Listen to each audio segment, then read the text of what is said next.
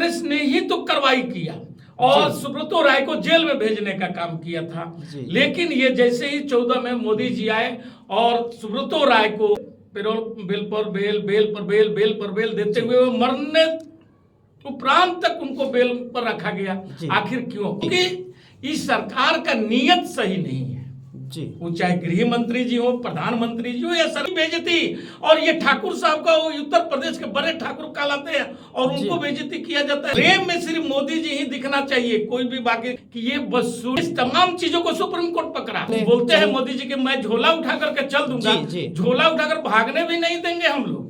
60 करोड़ जो हमारे ये सहारा जमाकर्ता के जो हैं, जो एक 13 तारीख को कुछ लोगों के द्वारा, कुछ हमारे इस सहारा जमाकर्ताओं में भी कुछ लोग ऐसे हैं, कुछ नेता भी हैं जो कि इस सरकार की चाटुकारिता कर रहे हैं। उन लोगों ने वहां भी वही संबोधित कर करके जुमला सुनाया जाएगा उन लोगों को और बोला जाएगा। और इसी के लिए इंडिया गठबंधन के लोग जो 3 मार्च को यहाँ आपके पटना के गांधी मैदान में इंडिया गठबंधन के तमाम नेता रहेंगे और वहां पर सहारा जमाकर्ताओं को बुलाया गया है और वहां पर उन लोगों को विश्वास दिलाया जाएगा कि यदि सरकार आती है इंडिया की तो आपके पैसा को सूद समेत लौटाने का काम करेगी। राहुल गांधी जी भी जा रहे हैं, वे लोग तमाम लोग जो जिस ढंग से राहुल गांधी जी भी एमएसपी का, किसानों का बोले हैं कि हमारी सरकार आती है तो हम उसमें आपका एमएसपी लागू करेंगे और उसी ढंग से सहारा जमाकर्ताओं का भी पैसा जो है पाई आज तक का हिसाब जोड़ करके, चाहे सहारा के विदेशों के भी संपत्ति बेचना पड़े या देश की बेचना पड़े और एक एक पैसे को लौटाया जाएगा।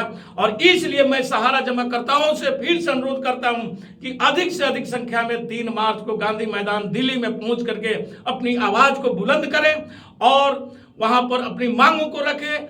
जो 3 तारीख को पटना में जनविश्वास रैली होने वाली है, जिसमें इंडिया गठबंधन के भी कुछ मुख्य अतिथि आने वाले हैं और सहारा को भी इनवाइट किया, सहारा पेंशन योजना वालों को भी इनवाइट किया है, तो उस पर आपकी क्या राय है, क्या विचार है?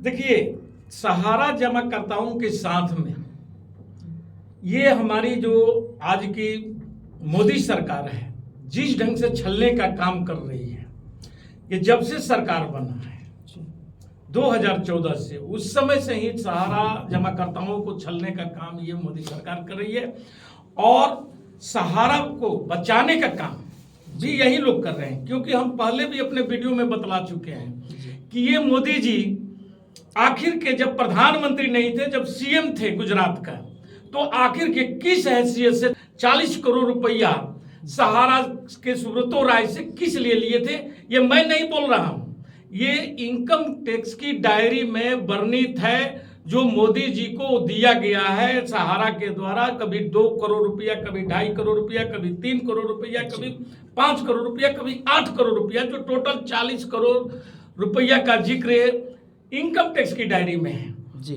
तो सबसे बड़ी बात यह है, हमारे सहारा जमाकर्ताओं की सोचने की भी बात है कि जो व्यक्ति इतना पैसा लिया हो, जिस समय वह प्रधानमंत्री नहीं था और सहारा पर हमारे ये जो कांग्रेस का यूपीए सरकार थी वह शिकंजा कसे हुए था और उन पर पेनाल्टी लगाए हुए था और 25,000 करोड़ रुपया जमा कराया गया था सेबी में जी। और सेबी में जमा कराने के बाद में उनको बोला गया कि और भी पैसा जमा करने के लिए, तब तक सरकार चेंज हो गई थी।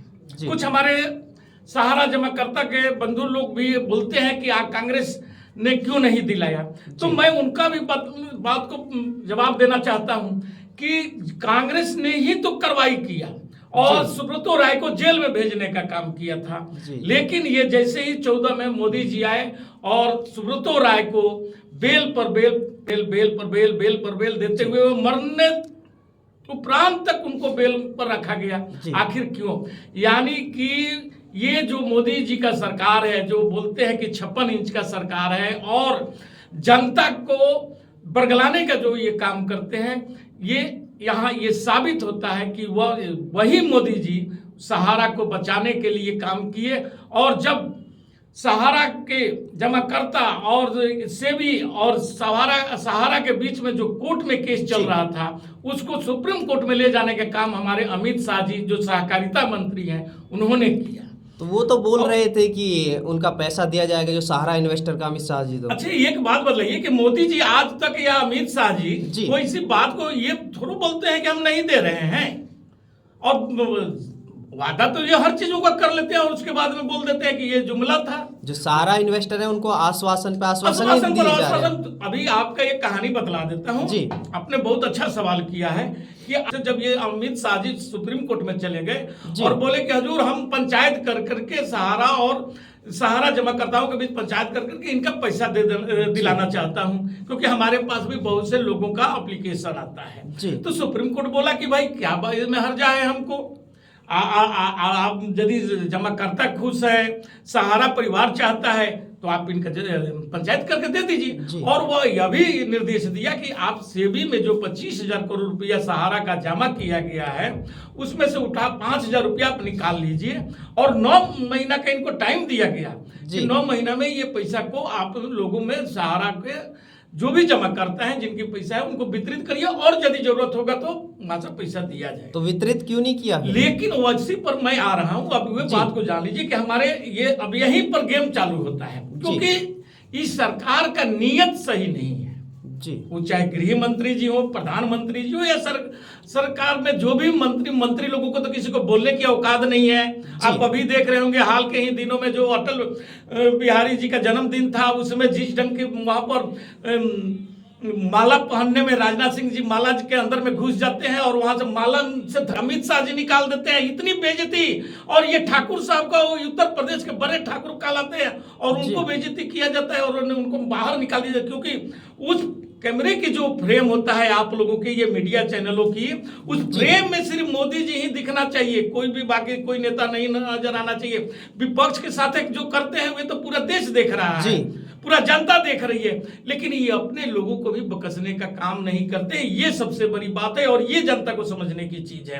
अब आते हैं आपको कि ये सहारा के पैसे को उसके बाद में एक पोर्टल बनाए अमित शाह जी और बोले कि भाई सभी लोग आप लोग इसमें अप्लाई करिए, सबका पैसा मिलेगा। 10-10 हजार रुपया भी हम देते हैं क्योंकि 5,000 करोड़ रुपया ही मिला है।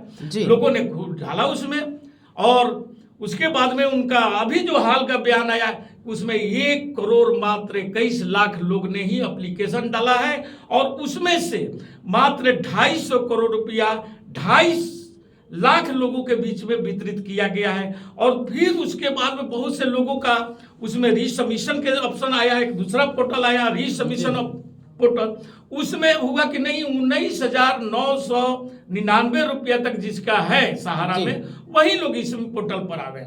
बाकी लोग क्या करेंगे इसका कोई बात नहीं हुआ।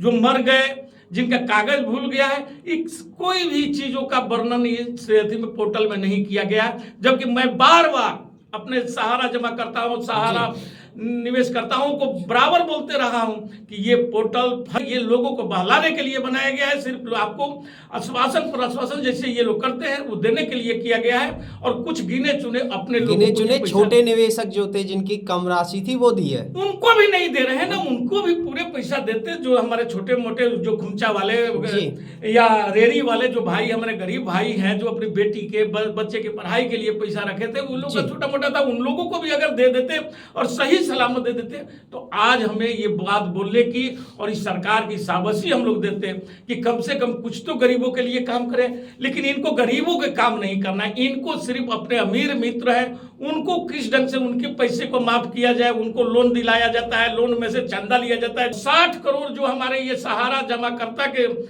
जो हैं वे या जो छोटे मोटे और भी चिट फंडों के द्वारा जो जितने भी लोग हैं वो सब करीब 70 करोड़ लोग होते हैं। आधी आबादी है जो कहीं ना कहीं से लोग प्रभावित है और वे तमाम लोगों के ये दिमाग में खटक रहा है कि ये छोटे लोगों के पार्टी नहीं है, ये आरएसएस जो है वो पूंजीपतियों के साथ में है। आखिर के कांग्रेस 70 साल तक राज किया देश में और क्यों नहीं हुआ अपना कहीं पर भी एक भी ऑफिस नहीं अपना बना पाया।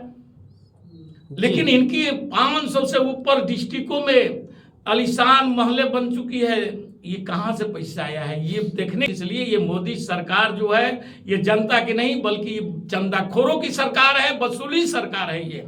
और इन लोगों को अब आपका सहारा के जो हमारे जितने भी बंधु हैं उनका 28 दिसंबर तक जो 5,000 करोड़ का जो आपका रिपोर्ट आया था, सुप्रीम कोर्ट का आदेश था, वो अभी खत्म हो गया।